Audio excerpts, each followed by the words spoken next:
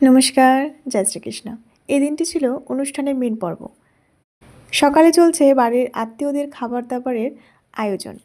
এরই মধ্যে সমস্ত রকম মাছ, ডাল, সবজি, জল যা যা একটা অনুষ্ঠান বাড়িতে লাগে সব কিছুই বাড়ির জামাইজন সকাল সকাল গিয়ে বাজার থেকে নিয়ে এসেছে। এদিকে চলছে সবজি কাটা, সমস্ত রকম প্রস্তুতি। সকালের পরিবেশটা কত সুন্দর আমাদের বাড়ির এখানে।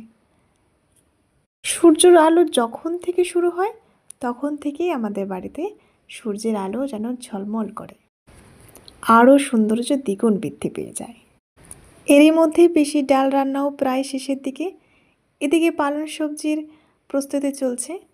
আমার পিসির ছোটোখাটো অনুষ্ঠান হলেই রান্নার দায়িত্ব তার হাতেই পড়ে। দারুণ সুন্দর রান্না করে। এই যে বাড়ির ছোট কাকি, বছর 2 হলো বিয়ে হয়েছে, তার হাতের রান্না যে একবার খেয়েছে, ওনাকে দেখলেই রান্নার প্রশংসা তার না করে থাকতেই পারবে না। অপূর্ব সুন্দর রান্না করে।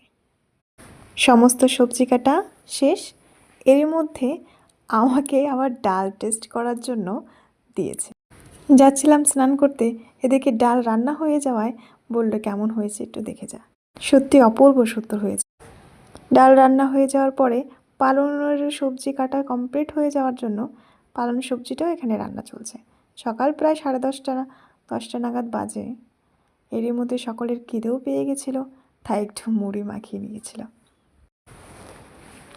এর মধ্যে দাদু আমায় ডেকে বলছিল, মাইকে একটা সুন্দর কীর্তন চালিয়ে দিবি, নিমাই সন্ন্যাসী। আমার ভীষণ সমী হলো। আমি বললাম, ঠিক আছে, আমি চালিয়ে দেবো, আমি স্নান করে আসি। ভাইয়ের কাণ্ড দেখো, কামলা নিয়ে বসে পড়েছে মুড়ি খেতে। এদিকে ভাত রান্নাও কমপ্লিট হয়ে গেছে, এদিকে পালং সবজিটাও রান্না হয়ে গেছে। এরই মধ্যে আমাকেও আবার ডাকলো যে কেমন হয়েছে আমাকে জানা। মাছের ডিমগুলো যেগুলো ছিল সেগুলোও পিসি রান্না করতে বসলো।